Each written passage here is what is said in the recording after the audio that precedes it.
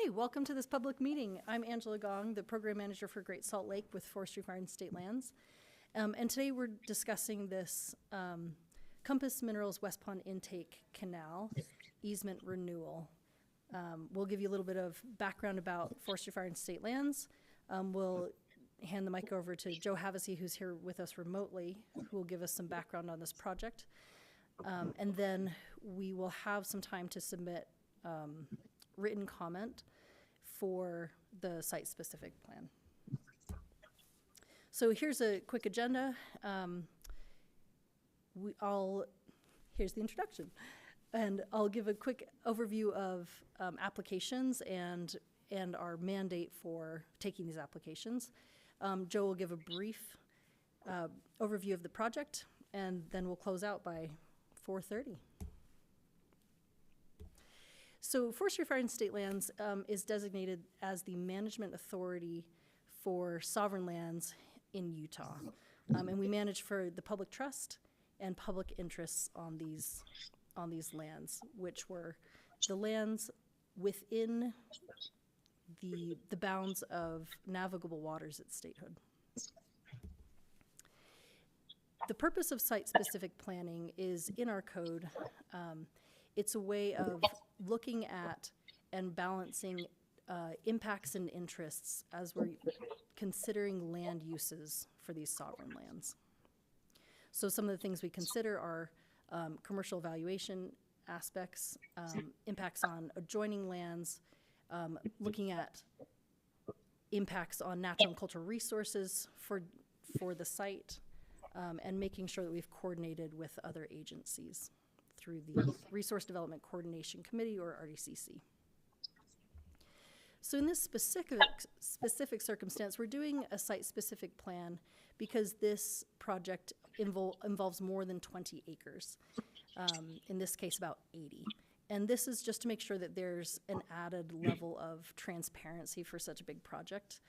So it includes more time to comment, a longer comment period in RDCC, and making sure that the public has access to these decisions. So the purpose of this specific meeting is to allow the public to submit written comment regarding the issues to be addressed in the plan, meaning the site-specific plan, making sure that there aren't any aspects as we're drafting a site-specific plan for this project that we're missing or aren't considering. So with that, I'll hand it over to Joe, who's going to give us a brief overview of what this project is, where it is, and why it's important. Thank you, Angela. My name is Joe Havacy. I'm the Vice President of Natural Resources for Compass Minerals. I'm out of Ogden, Utah, and I cover mineral rights and property, real estate, leases, land use planning for the company broadly, but again, I'm out of Utah. Can you flash a slide up, Angela?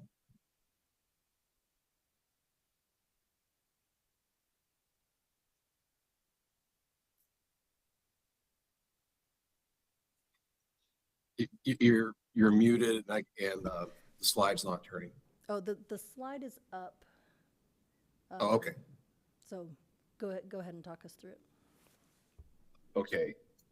Well, what's shown on the slide, I pulled up on mine. I thought I was going to show on the screen, but just give me a second here.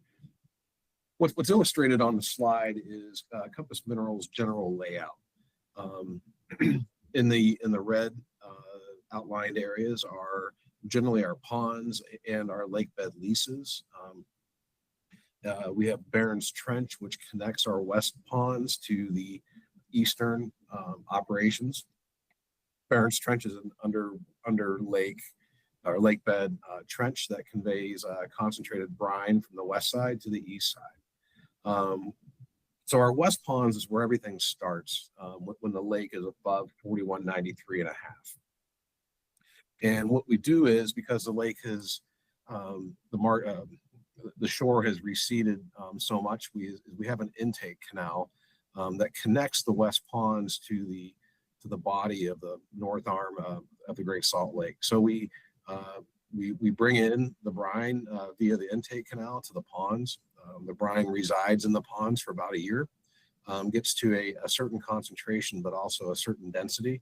And then we release the concentrated brine to the Barrens Trench where it flows. It takes about 7 days to passively flow west to east on Barrens Trench, and then bring that brine into our east ponds for further concentration, where salt and potash, so sulfate of potash, which is a chloride-free version of potash, an essential nutrient for most plants, and then magnesium chloride.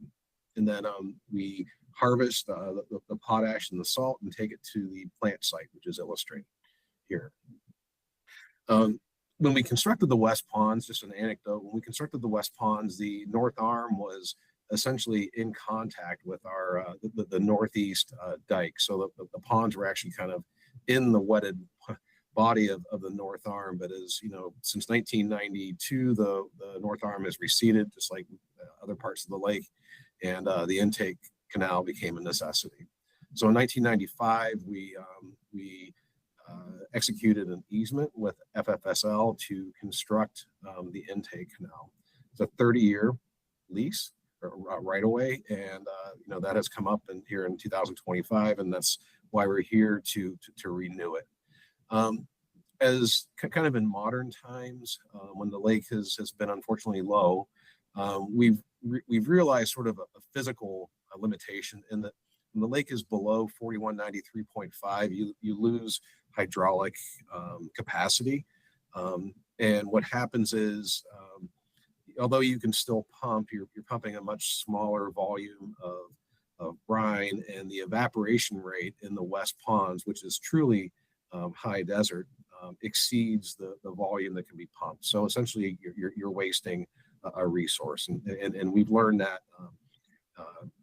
you know, over the I say 5-6 years ago. So when it's below 4193.5, we simply we don't pump into the West Ponds. We pump directly into the East Ponds on the east side of the Barrens Trench. And we also we executed a voluntary agreement in 2025, and that places limitations on the volume of brine that we can pump based on lake elevation. And in reality, when the lake is below 4195, we're kind of limited by the volume per the voluntary agreement. So that floor, if you will, lake elevation floor, really is around 4195, where we would be using the West Ponds and the intake canal that's a subject of this meeting. And that's all I have, Angela. Great. Thank you for that overview. Sure.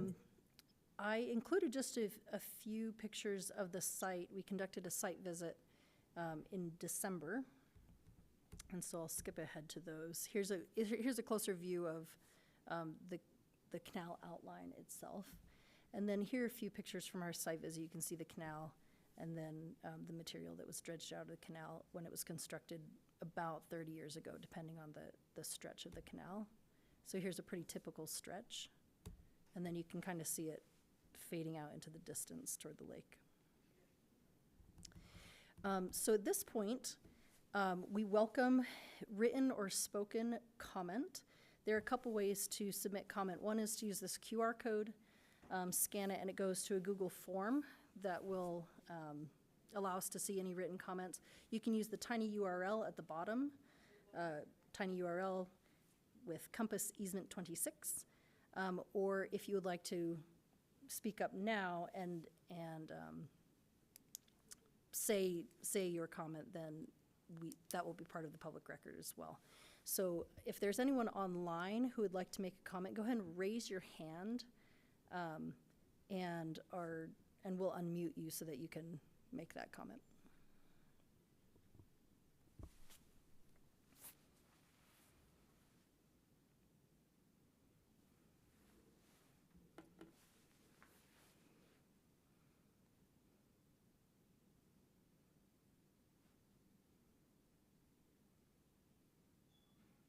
How are we looking online? Okay. Yes. I'm going to go just back over the photos here. Here's the... the footprint of the easement. And then here are a couple stretches of some of the stretches of canal from photos we took at our site visit in early December, mid-December.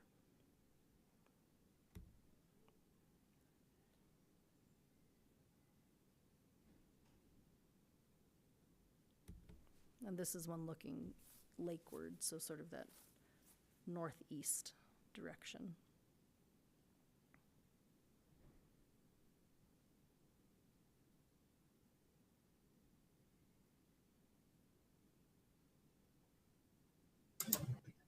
They're great photos. Right? That's a good looking canal. I'm going to go back to the QR code here.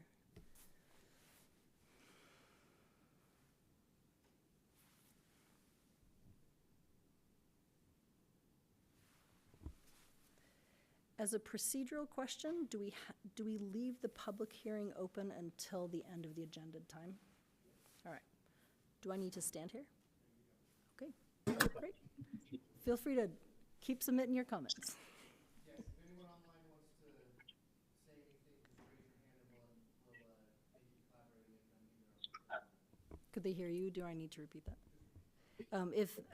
If you're online and you'd like to make a spoken comment instead of submitting a written comment, go ahead and raise your hand, and our team here will unmute you and you can make that comment.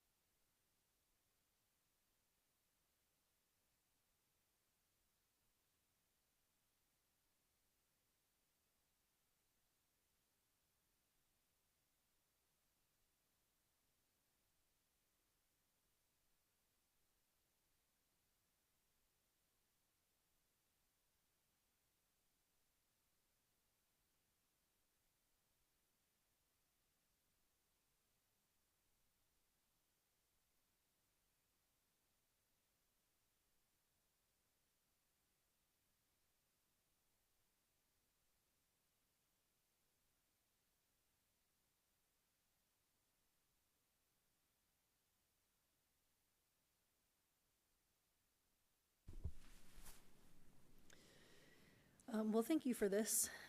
Once again, if you have any comment that you'd like to make, you have 30 seconds. You can just raise your hand as we close this meeting out, and our team will unmute you.